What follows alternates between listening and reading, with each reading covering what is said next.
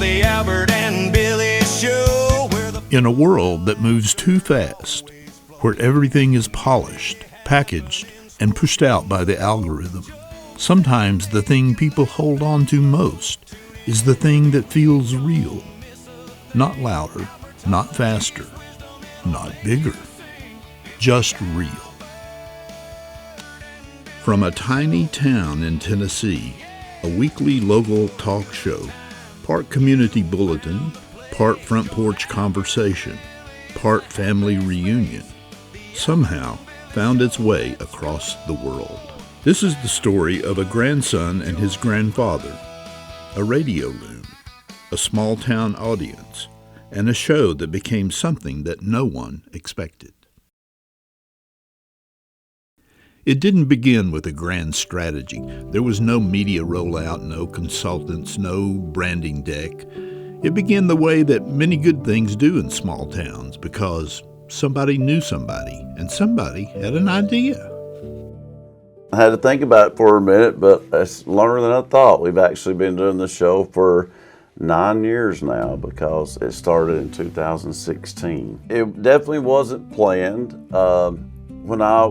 When I started DJing at WUAT, the former owner, her name was Joyce Bounds, she had an idea that she really liked Pawpaw, which Albert, that's Pawpaw to me. She wanted me to have him come up there one day and just talk with me. Billy was my grandson, and he was running this radio show by himself, and he called me one day. He said, "Papa, will you come up here and sit with me and talk to me?" I said, "Well, what do you want to talk about?" He said, "Whatever you want to talk about." So I came up here that day, and not knowing how long I'd be here or what we'd talk about.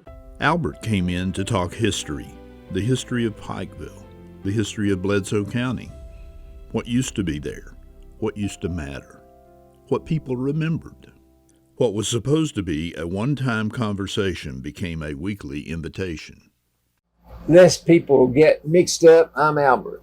And so it was a radio program exclusively to begin with. So when that family, when Vicki and Billy bought the radio station and Billy was doing some DJing, Billy, I think, had the idea to get Albert up there just to talk with him, which Albert knows a ton of the history of Pikeville and Bledsoe County. He gets to talking about that from time to time. But 2 hours on the radio is a long time if you don't have something to say. But I found out real quick that I had to have something planned out to talk about, because we were on the air for 2 hours. So Albert built a format. The show evolved the way local culture often does, not in a boardroom, but through repetition, instinct, and personality. Community events, sports, trivia, jokes, and a segment that could only have one name. 2 hour show. I came up with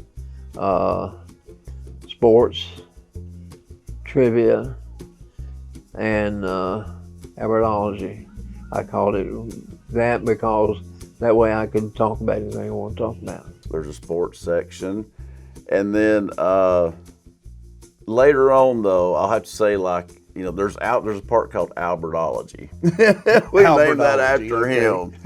And that's where he can talk about just, whatever he wants to. He comes up with the topic. They'll talk about local sports, college sports, and he's a huge Dodgers fan, Albert is. So during baseball season, we stay current on the Dodgers. And then they'll, Albertology, I guess it may be before sports. Now I think they come back from break, do sports, then Albertology. And that's just different general fun things that Albert thought of during the week and jotted down worth sharing, whether it's a question he wants to ask somebody on almost an imponderable type question, or just some things that he thought of during the week. And then he'll tell some jokes. He's got some good joke books, and then they kind of finish the show up. But it's, like I say, Albert takes care of a good format, and it works well. The format mattered, but the format was not the magic. The magic was the relationship. In every town, there are people who seem to belong to everyone. Albert Roberts is one of those people. Wonderful, really. I mean, I couldn't ask for a better grandpa. He has a huge heart. Everybody in this town loves him, but he's very humble. You know, he would tell you different. You know, he'd be like, oh, they don't like me, but they do. You know, I've never heard anybody say one bad word about Papa. Right. I've known Albert most of my life, and he is a real pillar of the community, if you want to say that. He's very well respected and looked up to.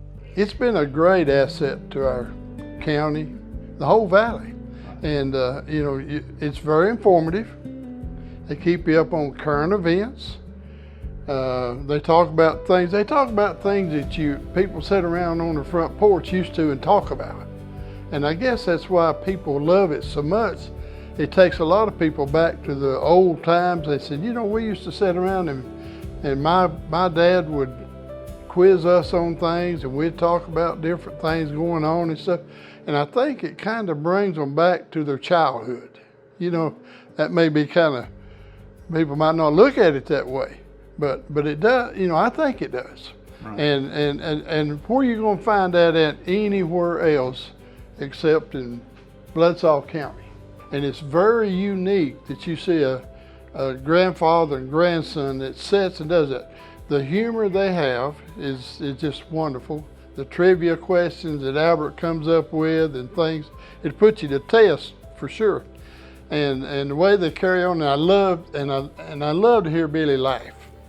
Albert grew up in Bledsoe County. He graduated in 1953, worked in groceries for decades, cut meat, delivered groceries, managed stores, knew customers by name and families by story. So I stayed there 42 years. Wow. I worked my way up. I became a meat cutter, and I cut meat for 18 years. I've got a meat block in the center of my house that I cut meat on. And I finally bought a half interest in the store. He belonged to an era when work and reputation stayed visible. In a place like Pikeville, that matters.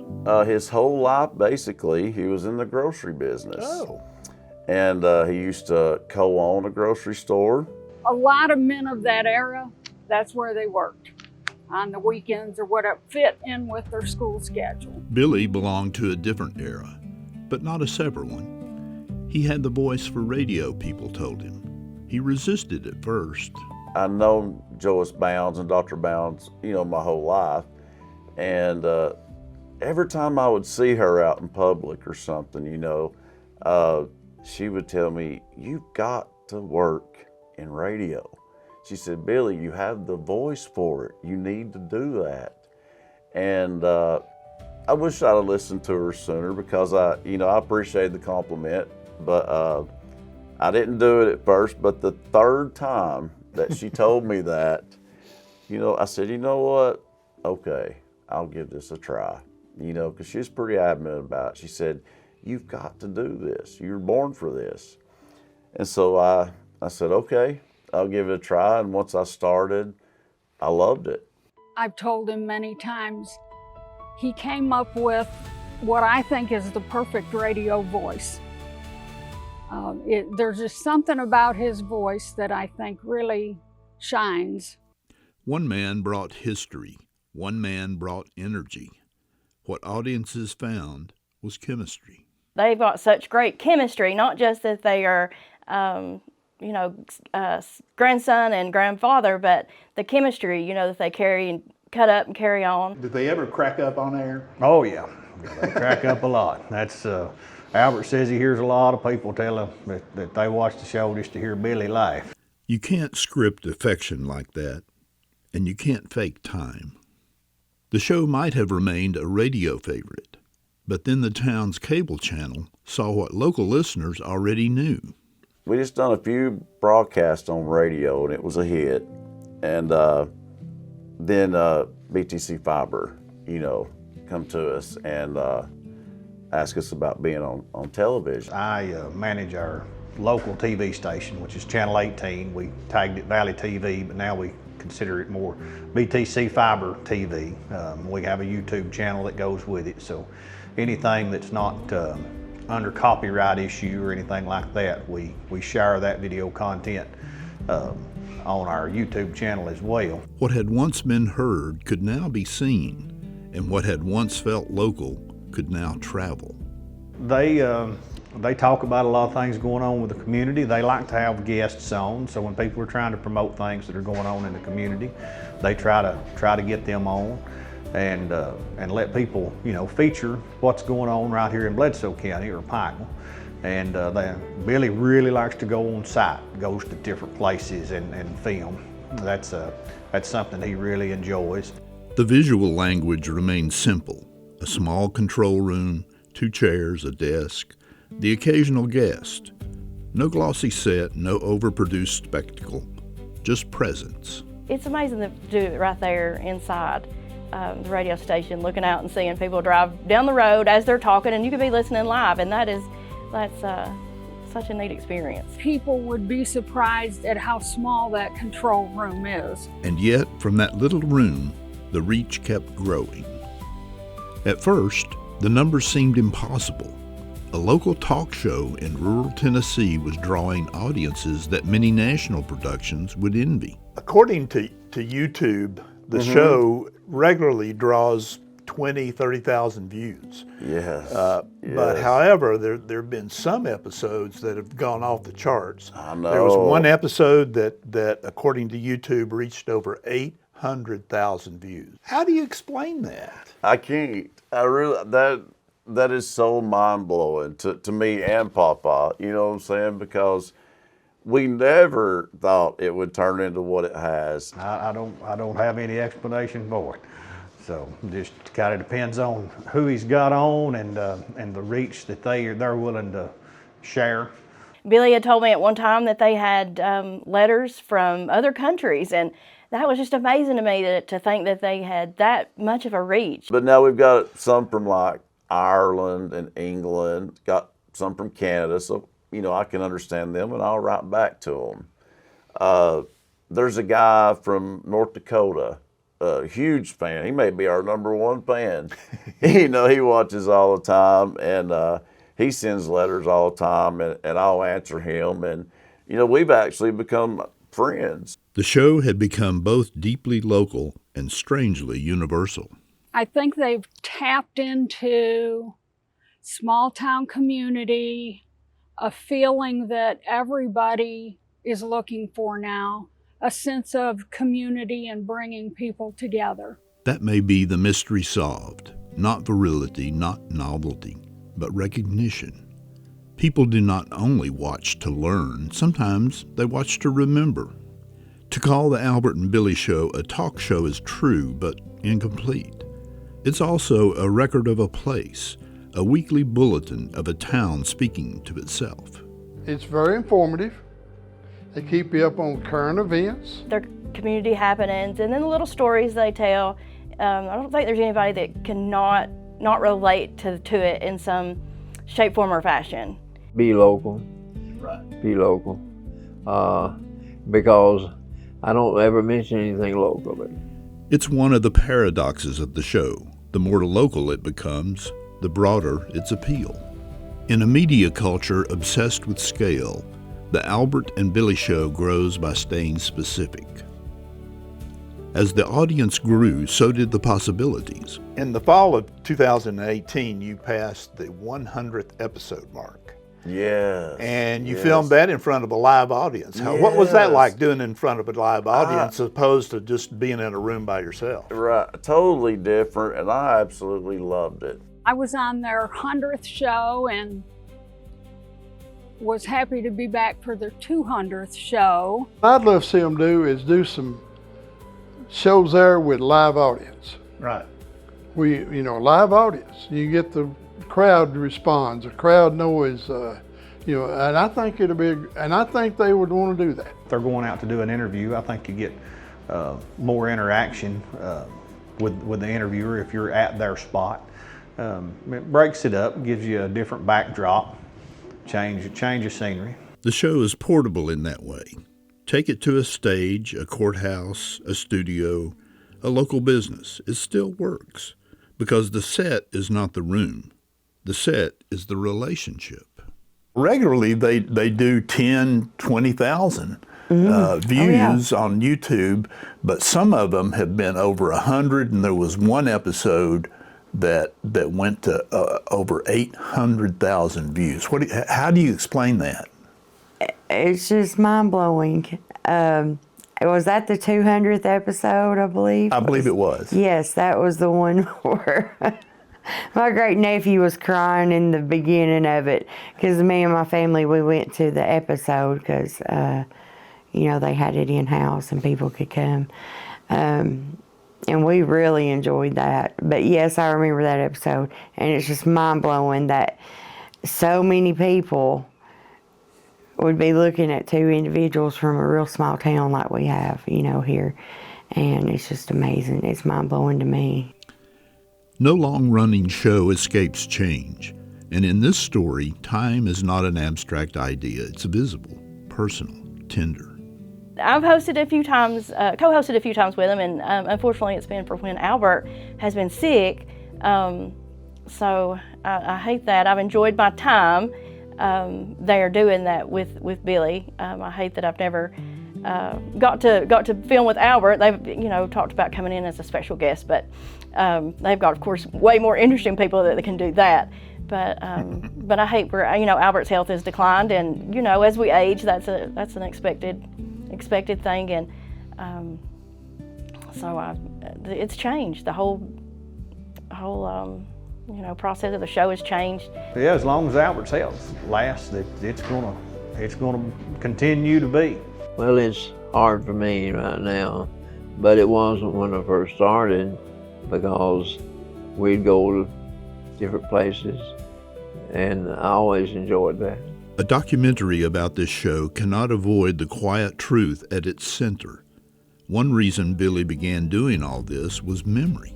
I basically did it at first thinking this would be a great way to have memories, with my grandpa. I'd always have these memories. That may be the emotional core of everything that followed. Before the views, before the fan mail, before the worldwide audience, a grandson wanted more time with his grandfather and turned that desire into a format. Why do people watch? The answers vary, but they rhyme. It's been a great asset to our county, the whole valley. Billy is who he is, and Albert is who he is all the time, not just something for a show. People would watch it. It doesn't matter where they filmed at, people would watch it. Right. Because it's their relationship that is what is, I think, shines most. Albert likes to get Billy tickled, so yeah, they crack up quite a bit. And Albert gets himself tickled from time to time. They will say, don't stop the jokes. They don't say anything about the trivia or the Albertology or anything about any of the program except the jokes. The jokes matter. The trivia matters. The sports matter. But beneath it all is something older and harder to manufacture. It's trust.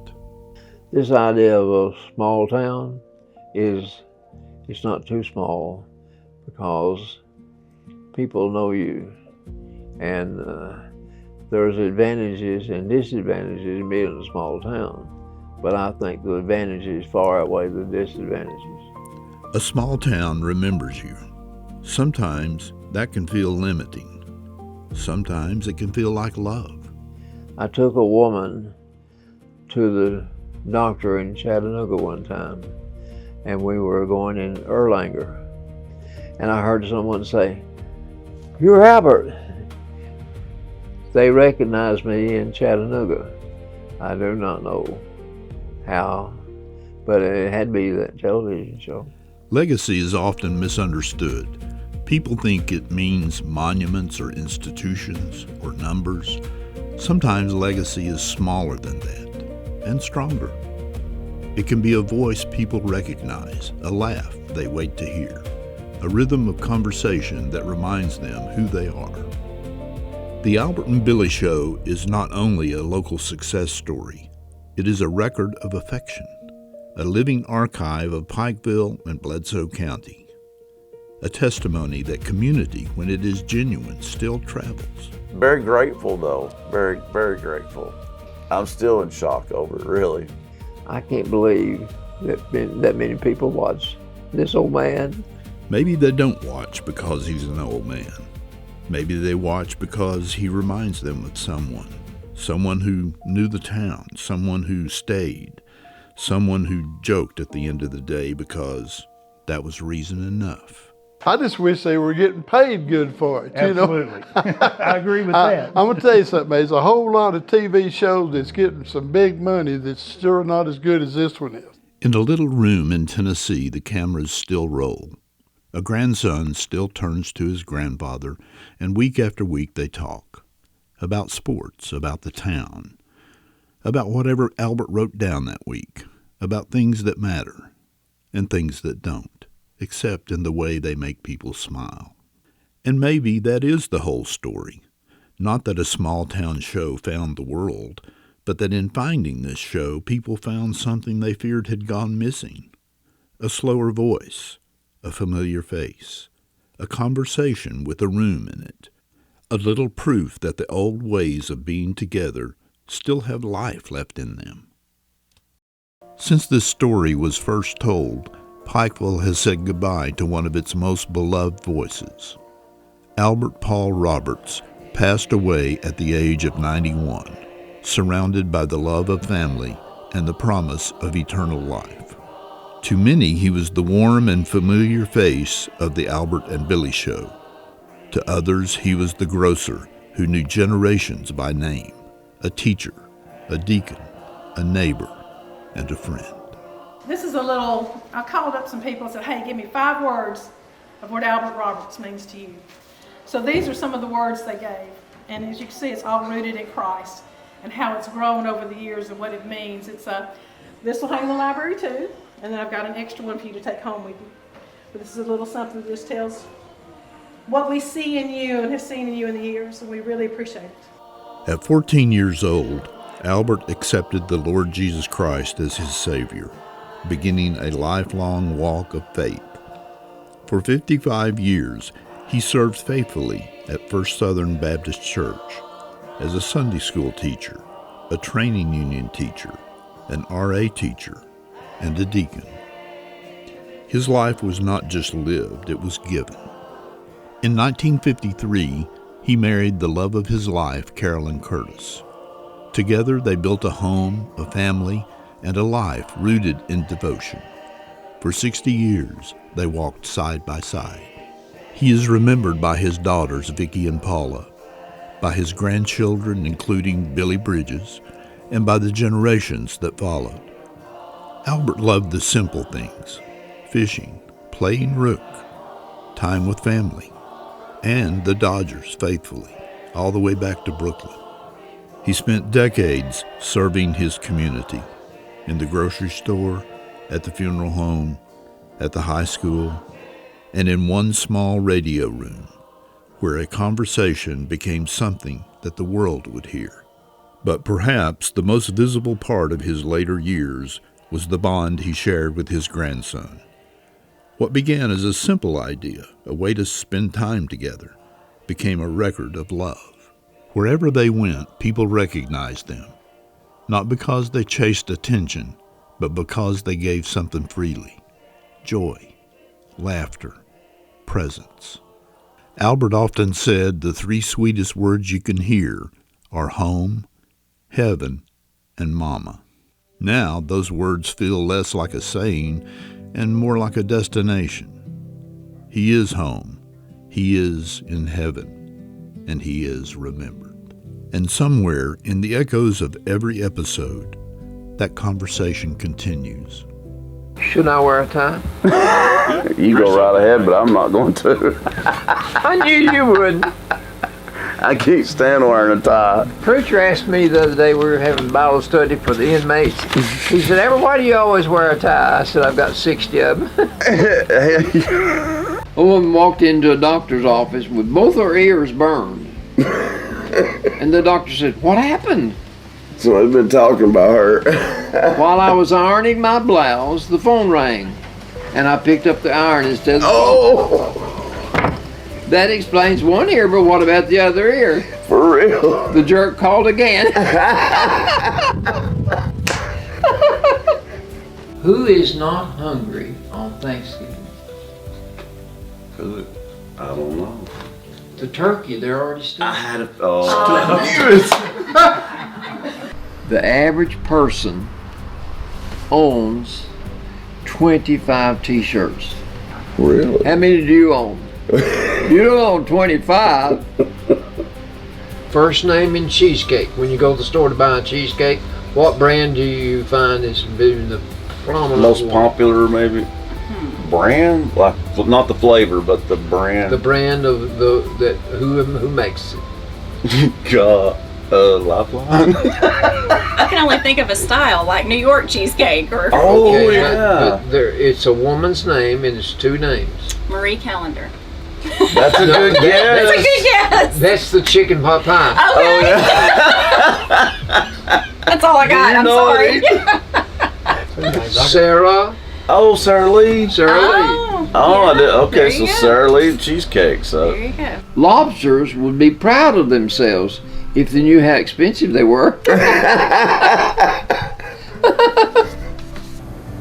And well, I have an ancestor that was the mascot for the Atlanta Braves. His name was Chief Nakahoma. He'd come out of his teepee and dance every time that the Braves would hit a home run. And one night he came out and danced, but he got the dance mixed up and did the rain dance and rained the game out. I'm his grandson. I'm Chief Single Homer. I can't hit a homer. A sex therapist has a theory that couples who make love once a day are the happiest. So he wanted to test it at a seminar by asking those assembled how many people here make love once a day. That was his theory. If you make love once a day, you're a happy person. Oh, okay. At this seminar, only half the people raised their hands, but each of those people were grinning widely. So then he said, well, how many of you make love once a week? A third of the audience hands were raised. Their grin was less vibrant than the ones that made their love once a day. Then he said, how many of you make love once a month? A few hands went up. Then he said, well, okay, anybody here just make love once a year? A man in the back of the room leaped up and down and waved his hands. And the therapist was shocked that one man in the group only made love once a year. And that disproved his theory. And he said, if you only make love once a year, why are you so happy? Exactly. He said, today's the day.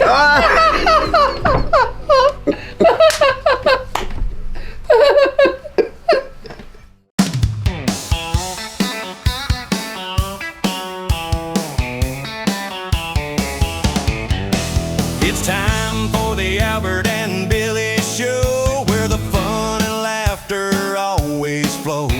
Community happening, sports you'll know, jokes